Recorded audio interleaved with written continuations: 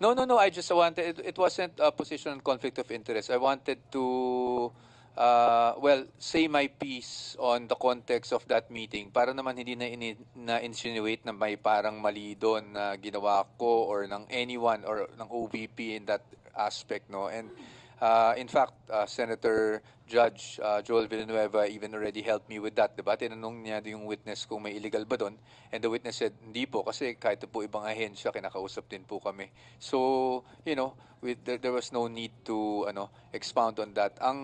I really felt the need to because I was alluded to, I think twice, plus yung mga nakikita ko sa SOCMED, alam nyo naman, diba? So I just wanted to clear the issue para naman wala tayo, hindi na mislead yung mga kababayan natin doon sa essence ng ganung meeting at para mabigyan natin ng konteksto. But, nagsabi na naman ang presiding officer na hindi na kailangan na magsalita pa ako ukol doon. And of course, Senator Joel also already clarified that matter. So at least that matter has been put to rest.